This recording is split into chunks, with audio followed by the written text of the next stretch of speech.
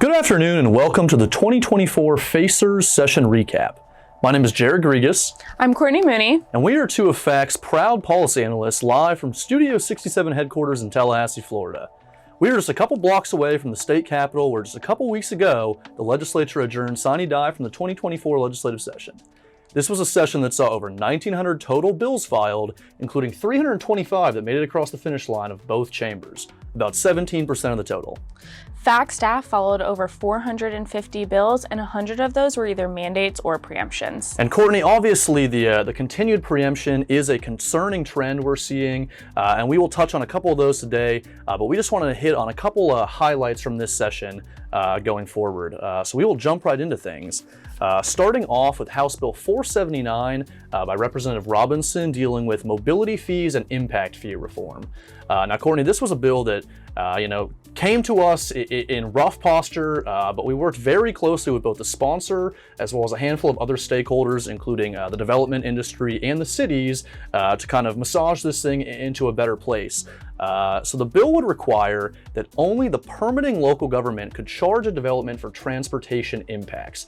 So within municipal boundaries, what that would look like is it's likely the city serving as that single point of collection.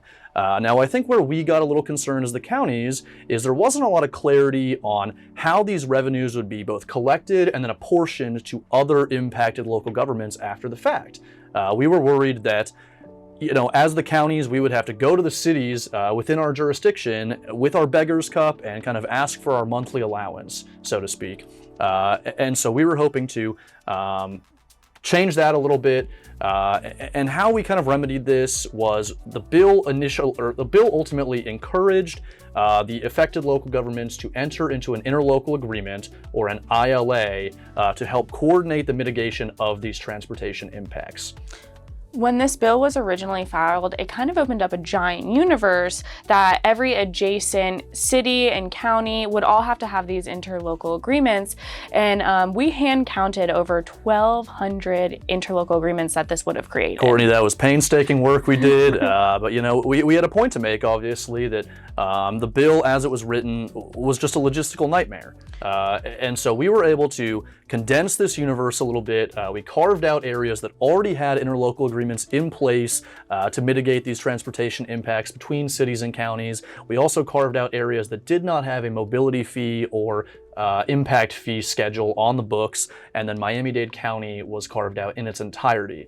And so we got this down to a point where it will maybe apply to 40 to 50 intersections of city and county government here, Courtney. So it sounds like overall we made it so this bill will actually effectively work throughout the state. That's the hope, Courtney, is that we got this to a place or a process that we're comfortable with. So again, the city and county governments that have transportation impacts from a new development or redevelopment, as the case may be, are encouraged to enter into interlocal agreements. And in the event that they're unable to reach an ILA by a certain deadline, it would trigger a default process. Now, this default process, what that would look like, Courtney, is that the fees would be collected and then apportioned based on the developer's traffic impact study or an adopted mobility plan. And to further incentivize the local governments to work together and come to the table, it would also be a 10% reduction in fee for the developer. So in this case, both the city and the county would kind of be suffering together, and that would hopefully bring us to the table to enter into one of those interlocal agreements that I mentioned. Awesome. It sounds like we ended up in a spot that we need to be in. Yep. Ultimately, I think we're comfortable with the posture of this bill, Courtney. Shifting gears real quick, one of the big themes we saw this session was kind of a deregulation campaign of building and construction. You want to talk a little bit about one of the bills we were following pretty closely, Courtney? Yes, Senate Bill 812 by Senator Angolia. This was known as the Advanced Communities Building Permit Bill. This bill established that counties of 75,000 residents or more will have to create this program for developers to be able to pull up to 50% of their building permits on these large communities. Now we're talking big subdivisions, planned communities of, ideally 200 plus homes. Right. We don't plan to see this on 10, small neighborhoods or anything like that, but just very large communities. The whole point of this was that developers can start getting shovels in the ground without having to carry all of these costs before that final plat approval is done, before they can start building. Right, and so obviously after that preliminary plat, Courtney, as I understand it, that's lines on a map, you know, what the subdivision is going to look like with utilities, with, you know, lots and stuff like that, whereas the final plat approval is largely administrative stuff as far as parcel numbers and that sort of thing. Correct. And so they can get those shovels in the ground, you know, while they're kind of working through some of the administrative stuff. Correct. Jared touched on a few of the points that the developer will have to qualify for to be a part of this program within a county. They will have to meet a few criterias of having those plats and those plans approved by the local government. They will also have to send the utility company notice that they are going to be doing this. They have to have an insurance bond of 130%, and they also have to hold harmless and indemnify the local government. And so obviously, you know, our concern here was making sure that first and foremost that, you know, the public safety aspects of this are considered, but ultimately also that we're not held liable if there was a problem, you know, with the development, Courtney. Correct. Now talk to me a little bit about the vested rights process that's involved in this bill. So vested rights does already exist, but the developers wanted something more codified in statute that said that they would get vested rights on these preliminary plats, because most of the time they have put a lot of work into these developments. For a developer to gain vested rights in this situation, they will have to have good faith on the development. They have to commence construction throughout. They can't just sit on this property for 4 years and not do anything.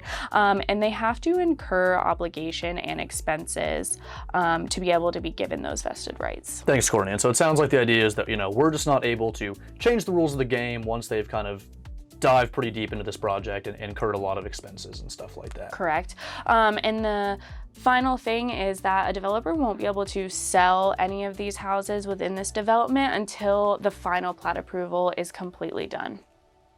So I think you had another large building permits bill that we followed very closely this year. I certainly did, Courtney, and this is House Bill 267 by Representative Esposito, and this bill and the bill Courtney just talked about actually had a lot of overlap at various points throughout session, where language from one was in, you know, the other and vice versa, but ultimately both of them passed as standalone bills. This was, however, another bill that we worked closely with the sponsor and with a number of stakeholders in the development industry to make sure that the process worked from a public safety and a technical perspective here. And kind of the focus of this bill, Courtney, was they were hoping to tighten the shot clocks, so to speak, for a local building department to approve or deny a building permit. Now, as it stands in statute, a local building department has 30 days to review a single-family dwelling permit application with an additional 10-day review period once the applicant cures any potential deficiencies with the initial application. Most other permit types have a 120-day window for review, and so the sponsor was really looking to cut that timeline in half as much as possible here, Courtney. So what did those new timelines end up coming out to? Glad you asked, Courtney. So one distinction we made in the bill is we wanted to distinguish between size of these structures that are being permitted for, obviously. And so under the bill, residential structures under 7,500 square feet would be subject to a 30-day review timeline, whereas residential structures over 7,500 square feet would follow a 60-day review timeline for the local building department. Additional permit types that fall within that 60-day window are commercial and non-residential structures under 25,000 feet, as well as multifamily residential site plan and subdivision plat approvals are also in that 60-day window.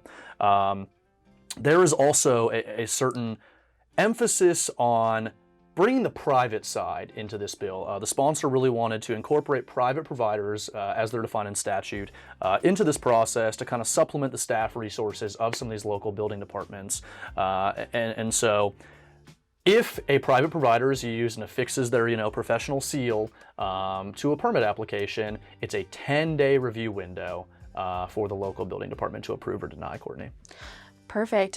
So when this bill was originally filed, it did have a very heavy deemed approved language within the bill. Do you want to speak a little bit on that? I would love to, Courtney. This was the big landmine within the bill that we caught early on, and ultimately were able to amend it out of the final version. What that would have done is if a local government, a local building department was unable to meet the timelines under this bill, a permit application would be deemed approved automatically, whether it was reviewed, scrutinized, or not. And so this was obviously, a public safety nightmare, potentially having homes and structures, being built without appropriate review. And so ultimately we were able to work with the sponsors and get that language out of there. And the penalty that we settled on for non-compliance with these timelines was instead a 10% reduction in fee for every day that we spilled over the timelines in the bill. And so after 10 days, in theory, the developers are getting a free permit.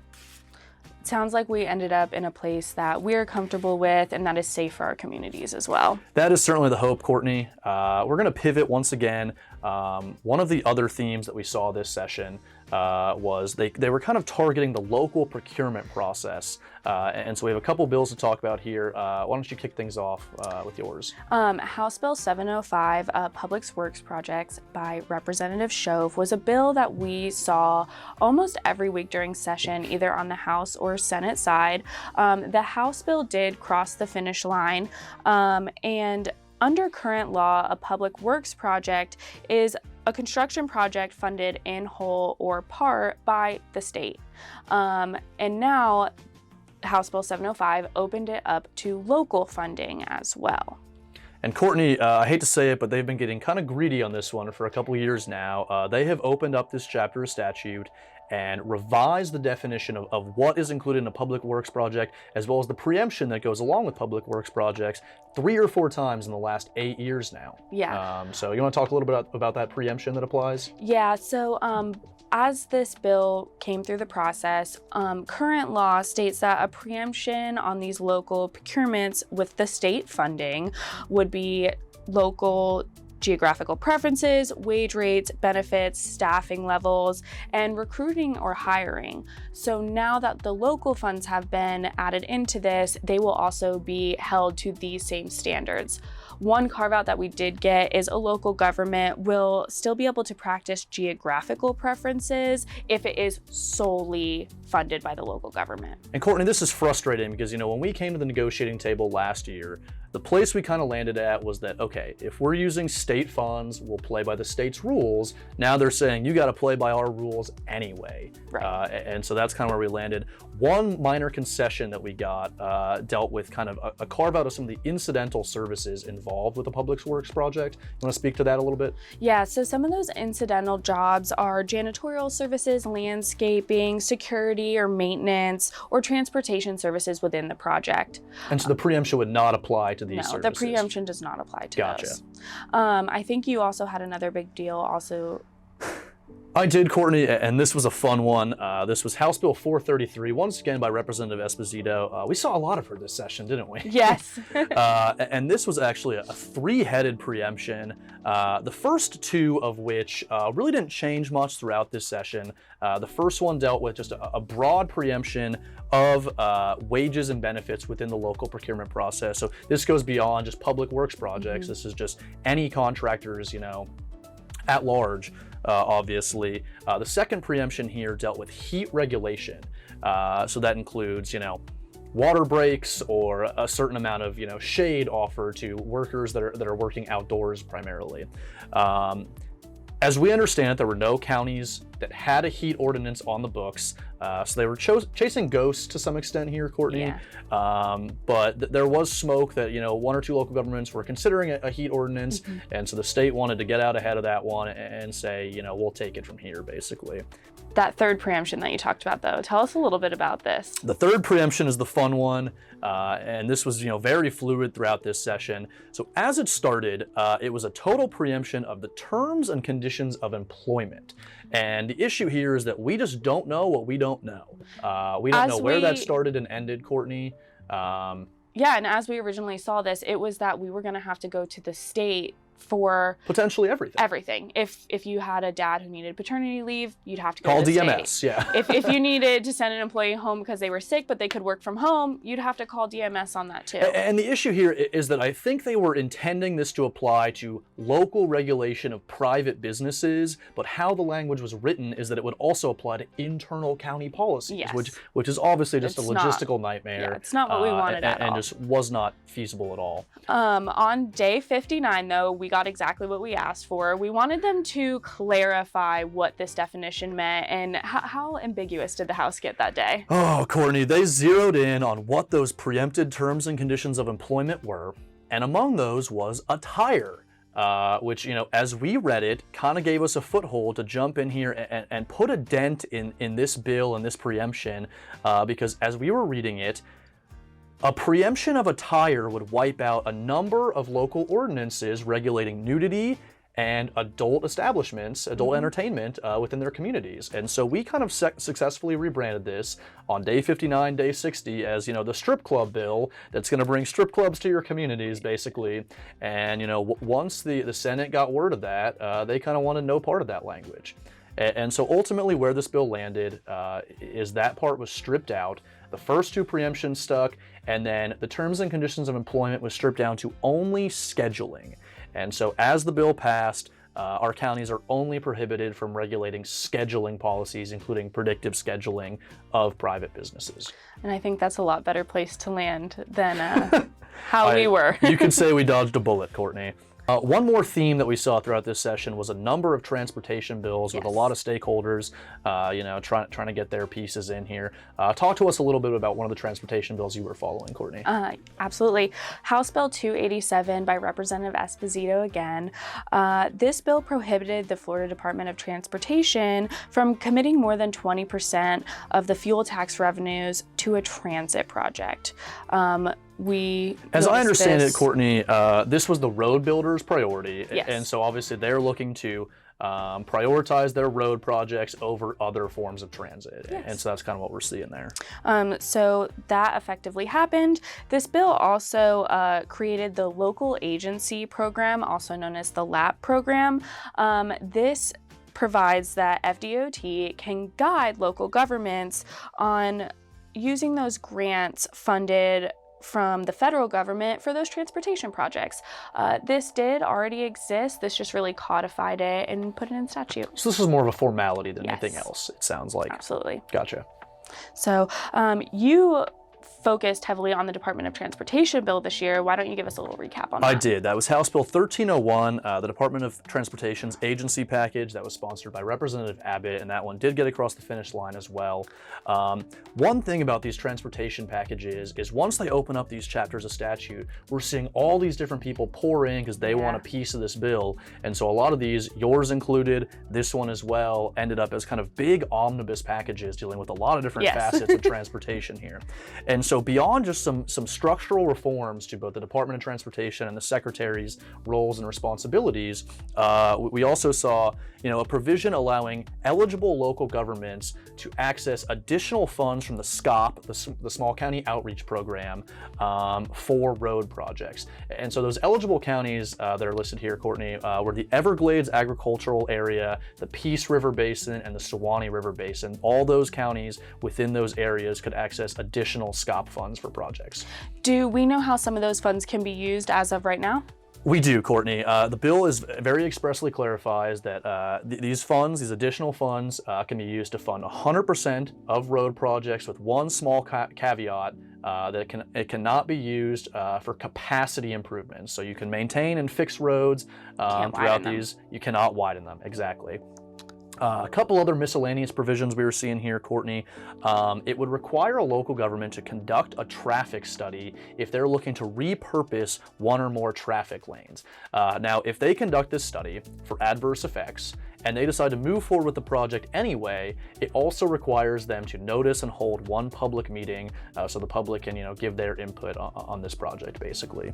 And then beyond that, Courtney, one other miscellaneous provision we were seeing here is that it prohibited the use of state funds to support any transit authority, port, airport that did not comply with certain requirements dealing with protected health choices. What are some of those requirements? Glad you asked, Courtney. This would include vaccination requirements and mask mandates. And so to clarify, if a transit authority was subjecting its employees to a mask mandate these days, they would not be eligible for state funding. Okay. That's all we had on that one, Courtney. I believe you had one more bill you wanted to touch on that passed this session. Talk to us a little bit about the new threshold for continuing contracts. Yeah, House Bill 149 by Representative Alvarez, the continuing contracts bill. This bill moved the construction cost ceiling from $4 million to $7.5 million. And it also would increase that threshold every year on July 1st. Gotcha. Now, as I recall, Courtney, the bill initially bumped it up to $10 million threshold. They kind of met in the middle, so to speak, and then indexing it for inflation every year was a nice concession as well. Absolutely. Obviously. So it sounds like some of these projects will be able to get done throughout the state. Glad to see it, Courtney. Yeah. I know that you had a few noteworthy bills that failed this session, so why don't we go ahead and move into those? I did, Courtney, and unfortunately the first one we're going to talk about that just failed to get across the finish line here was a FACERS priority for a couple years running now. That was Senate Bill 28 and House Bill 107, dealing with license taxes for electric vehicles. The sponsors here were Senator Hooper and Representative Esposito, and they would have imposed an annual registration tax on electric vehicles and plug-in hybrids, $200 for electric vehicles and $50 for plug-in hybrids.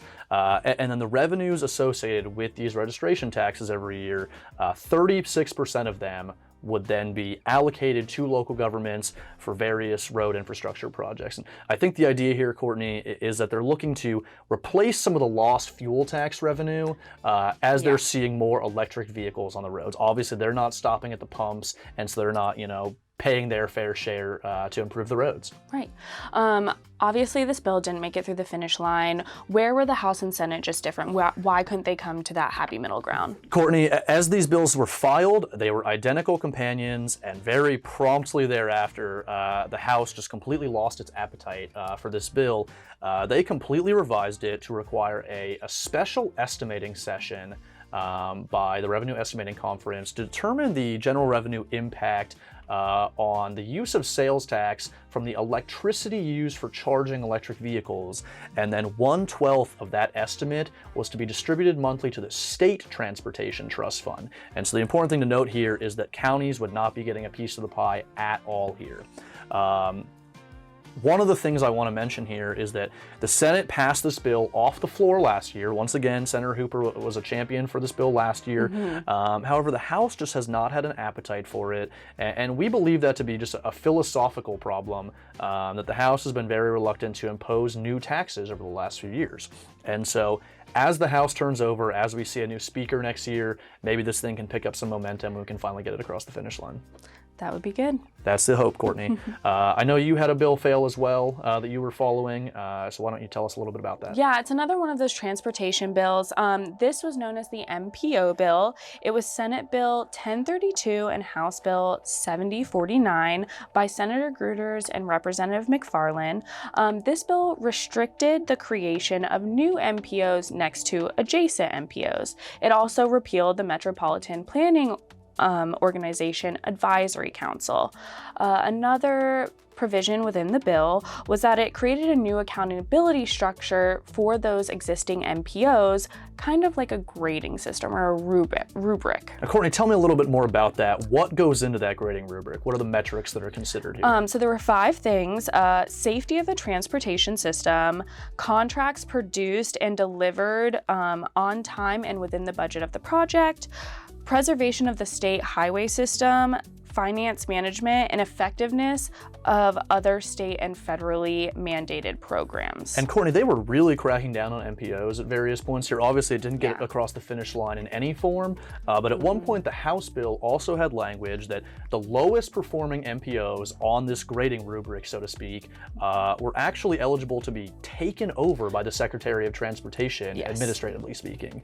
And so correct. I think we were kind of pleased to see that one ultimately stall out. I don't think it's the last time we'll see it. I definitely think it'll pop back up again next year, maybe in a different way, shape, or form. But I think you had a few other multiple bills. Yeah, not going to go into too on. much detail here, but a couple other bills that did not ultimately make it across the finish line this session.